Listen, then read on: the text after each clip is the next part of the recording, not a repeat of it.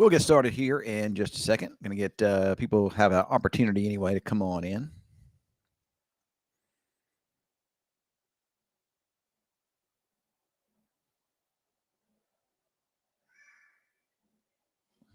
All right, we have a little bit of it, a little bit of an audience joining now. So let's go ahead and talk about it. All right, so um, we got a threat. We've been talking about this for several days now.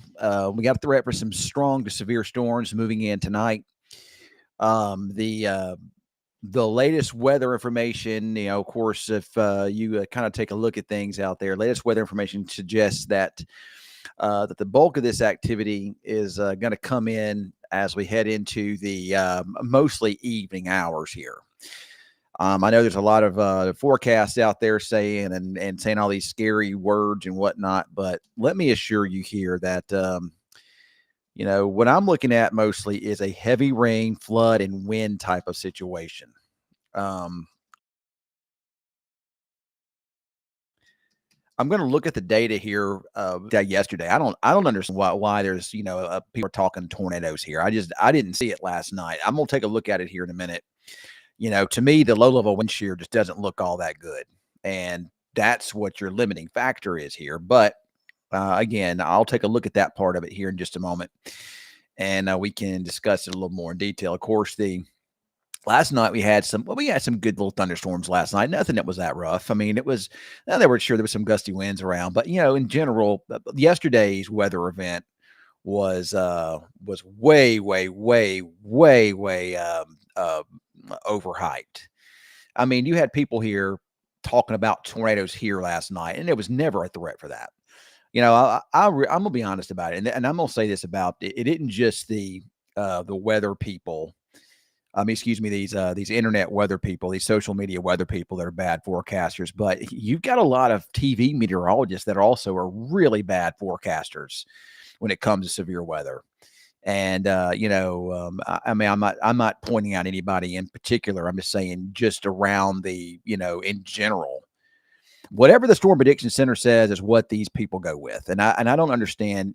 How if you are a meteorologist yourself, why are you not just doing your own forecasting? Why are you letting somebody else do the forecasting for you? I don't get it. I'm actually looking at the radar right now, and it looks like we actually already got a little severe thunderstorm warning just out of the viewing area here, kind of over there. Actually, kind of south of Paul's Valley. I could see a situation where there might be, a couple supercells, maybe, if everything comes together. We'll just have to wait and see here. So I'm going to come and I'm going to do a different screen share here. So give me a second. I know that goes to that. I don't have a video. I don't have my camera hooked up here. That's why you don't see me. Um, so if you look at the radar, there's that little warning I was just talking about over here near Davis, and just, I was actually had a viewer that messaged me the other day from Paul's Valley. And she said that that she's concerned about weather all the time, and there's a lot of the local weather people up that way and in the area just really go overboard and talking about weather, and it's real scary. And she found me and said she enjoyed watching me because I don't do all of that here. I'm just telling you like it is. I'm not going on what the Storm Prediction Center says. I'm not going on what somebody says. I'm not going on what some crazy model showing. I'm going on what the most likely scenario is to happen. That's what I'm doing on. I mean, I know there's always some question marks out there here or there, but what I do is I try to give you the most likely scenario, and that's what we go with here. Now, this storm here does have some hail in it. It kind of looks like, maybe, I don't know. It may have some supercell kind of look to it, but it's not anything that's that crazy here. I mean, you can look at the wind. There actually appears to be. I'm not sure what radar. So this is coming out of Oklahoma City. It actually does have a little bit of weak rotation in it there between Wynwood and Davis. Very weak rotation, but there is a little bit that's actually there. I think there must be an outflow boundary or something in there because a low level wind shear really isn't very good. Wouldn't think there would be tornadoes with that, but I mean, there could be a little boundary over here. That may be what's causing that to spin. It's well south of Paul's Valley, but again, you do see a little bit of rotation there between Wynwood and Davis, just west of Davis there. Very, very humid, very unstable atmosphere this afternoon. So, I mean, any thunderstorm that does go up, it would be severe for sure. Let me see if I can find any outflow boundaries around. Thunderstorms from last night probably left some lingering boundaries. You can see one. See that little blue line there? That's probably a little gravity wave or some little outflow boundaries in the area. And what those do is, if you can get a supercell thunderstorm to anchor along them, it kind of can alter the atmosphere a little bit. So what those outflow boundaries can do is they can cause the atmosphere to turn a little bit on the boundary. I mean, you got to have a supercell to interact with it. And it has to interact with it, for long enough. But it can sometimes ingest some of that little spin along those boundaries and can sometimes kind of help a little bit of a spin up there. Wonder if we got any watches out. Let me see if there's any watches yet. No severe thunderstorm, no tornado here. But if we kind of look out west here, you can see some little showers and storms there, kind of southwest of Childress. All right. So enough of that. Let's look at the. And again, I'm not expecting much thunderstorm activity here anytime soon. It's mostly out of the area. So unless you're kind of between, unless you're over there north of Ardmore, there's also some storms up there north and east of Oklahoma City, and there's some storms out there in the Panhandle here. So let's go into stop sharing this. And let's go to something else. You probably hear my wife and some kids in the background there. So let's do this here. All right. So we're going to look at the HRRR computer model. Remember, like I said, I haven't really looked at a lot of weather data this morning. But what I looked at last night was not super impressive for, it was very impressive last night for when I looked at for thunderstorms with a lot of heavy rain and wind. But if we look at this here, this is the HRRR computer model. And I'll tell you, folks, that this has not done a real good job of handling the weather situations this year. It's been underdone or it's been overdone. Last night, it was overdone. But you can see some storms. It does show those storms this afternoon firing up there around Oklahoma City. And you can see some big storms out there in the Texas Panhandle forming. And it maybe initially would be supercells, but look how quickly this thing becomes this is what we call an MCS. We call it mesoconvective system. It's these thunderstorms that kind of begin to kind of trend and kind of build together. And then they become, these larger areas of storms, and they generate wind is what they do. And flooding rains too, especially there in Oklahoma. Now, this was this morning's run. I'm going to go out and we're going to look at some of the latest data here.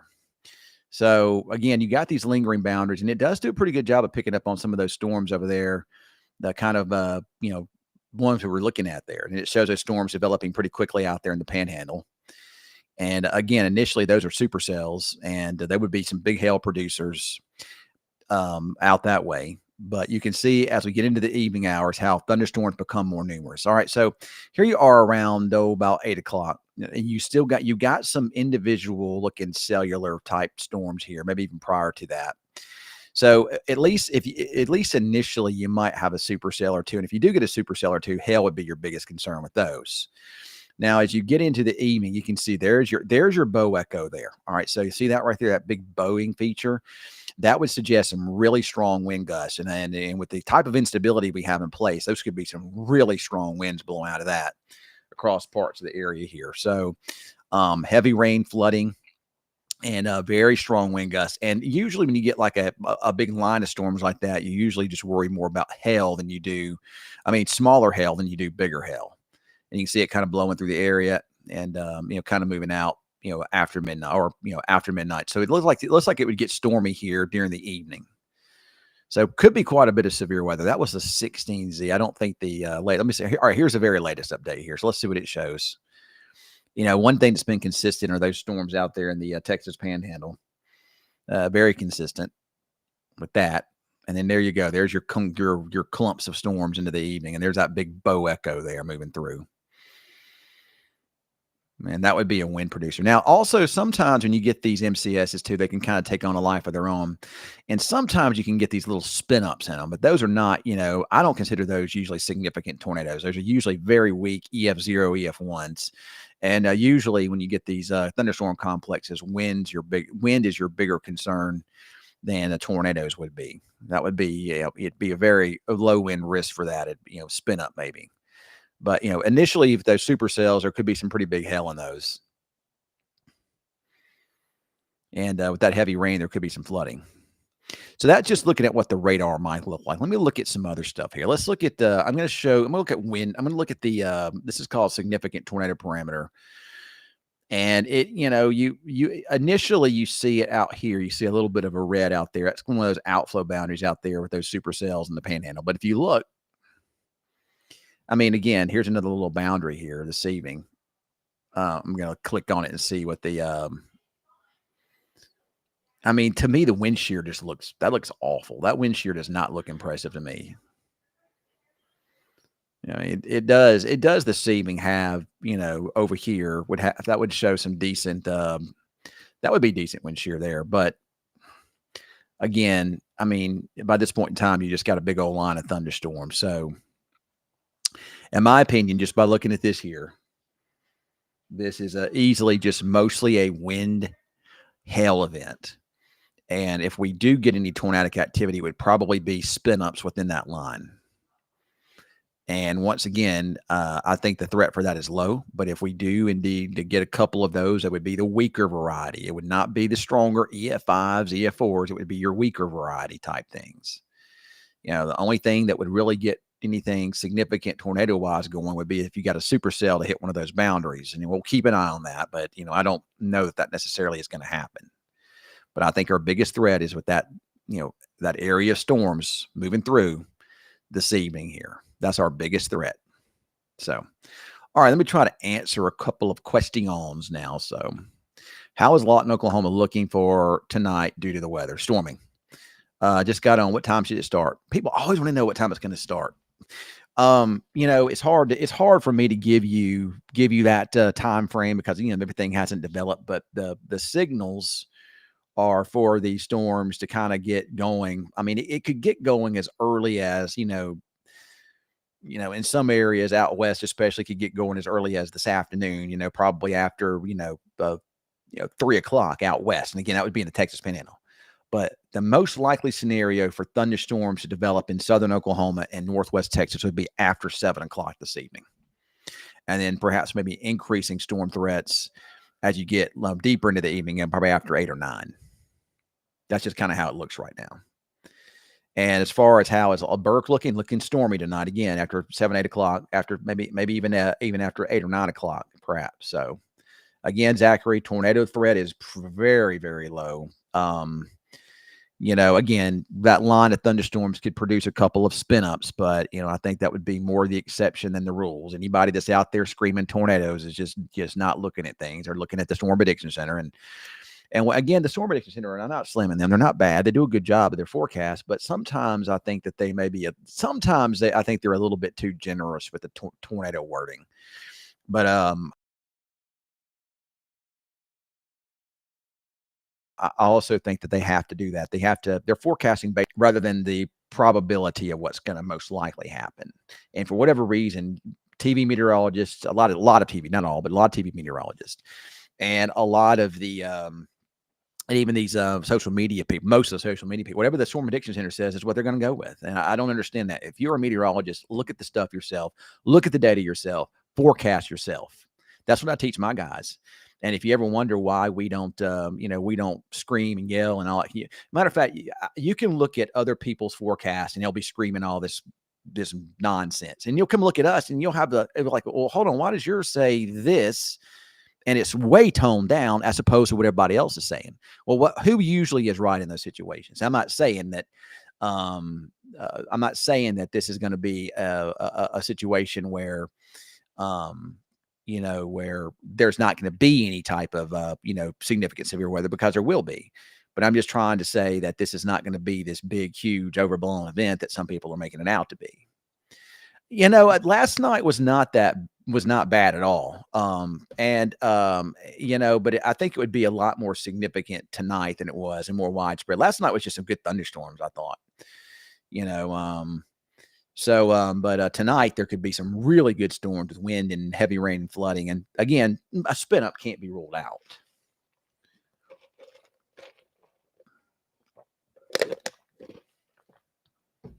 But I believe that's more of the exception than the rule.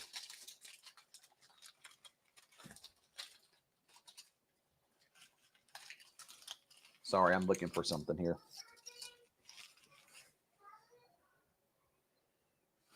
I found it. It was in my pocket. I had a bunch of stuff in my pocket. So, can storms north undercut storms? Yeah, of course they could. If they produce outflow boundaries, cold air.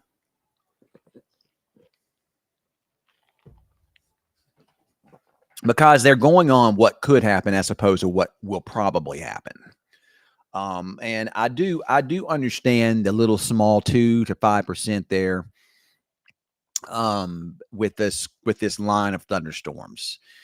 But if you look at the wind shear in the atmosphere outside of those boundaries, there's just not any there. The boundaries, again, outflow boundaries can change things. If a supercell can anchor along them, it can change things a bit. And again, I wouldn't be surprised to see a couple tornado warnings with that line of thunderstorms. MCS kind of alters the environment as well. It can because you got a southeasterly wind out ahead of it, and then you got a west wind with the MCS itself, and you get a little spin up there on the leading edge. Usually, again, they're very weak EF0, EF1s.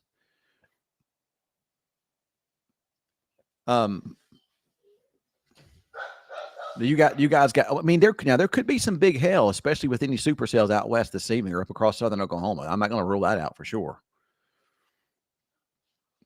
So storms, in my opinion, tonight, and it could be another round tomorrow, but then that should be it for a little bit. I would think. I haven't looked at long range, but just kind of remembering what I looked at last week. You probably hear my dog barking in the background. It would suggest we have less storms, throughout the week.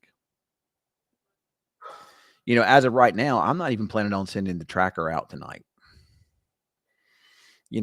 Cam is, he's been working really hard this spring. He's tired, and unless it's something we need to send him out, he's on standby, of course. But unless we're dealing with supercells, I'm not sending him out in a big squall line.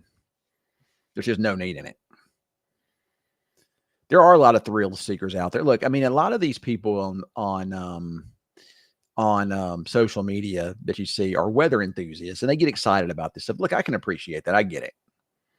But then they start throwing those big, scary terms out on social media, and they're not doing it to try to, inform the public. They're doing it because they're excited. It's adrenaline. It's adrenaline is what it is. It's excitement.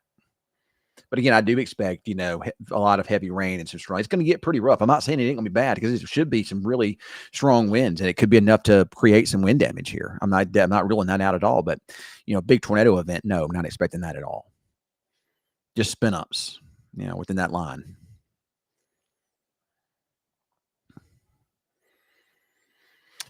There could be some storms out that way. I'm not sure where Bollinger is. There's a pretty consistent signal though for some pretty big storms between Childress and Lubbock, and just east of Plainville, or near or just east of Plainview, perhaps. I wouldn't be surprised, Ellen, to get a couple inches of rain out of it. A couple inches here in the falls. That falls on top. I guess we got some decent rainfall last night because I noticed that the Lake Wichita was spilling over the spillway again this morning. So I'm assuming that we got decent rain last night.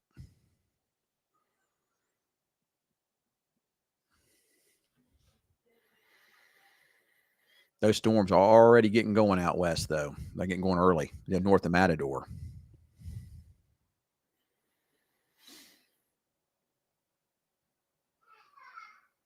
Now, again, there's supercells out west. Now, I wouldn't be surprised because there's some outflow boundaries out that way. I wouldn't be surprised to see some tornadoes out there now. I mean, especially out there in the Texas Panhandle. But as far as over us, again, the threat's going to be low. I'm not ruling it out, but I'm just saying it's going to be low.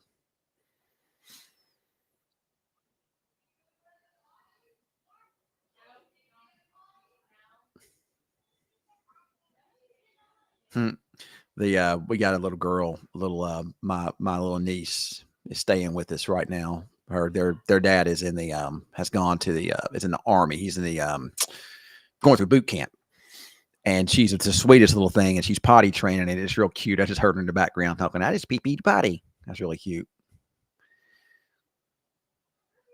But yeah, you can see there's a storm out there near north of Matador. Whoops, I didn't want to do that. Really organizing fast. Already got supercell look to it. So storms are going pretty fast here. And again, the shear is not good right now, but anything that can get on those boundaries, it changes the game again a little bit. Again, you got this little spin there and it changes the game. And you got the storm over here. Now that definitely looks like a supercell there. Could be a splitting supercell, but there's definitely a supercell over here between Wynwood and Sulphur there. And the rotation on it is not bad. Wonder if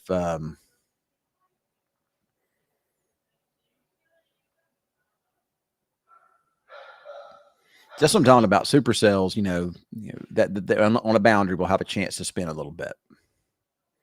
Looks like there's some stuff developing south of Duncan too, and you can see there's an outflow boundary moving. You can see a little line there moving back to the west. So, all right. Well, I'm going to jump off here, guys, and we'll keep an eye on weather. And if I need to tell you, if I need to, Abilene and San Angelo. Yeah, I think later tonight there could be some linear type stuff in that area.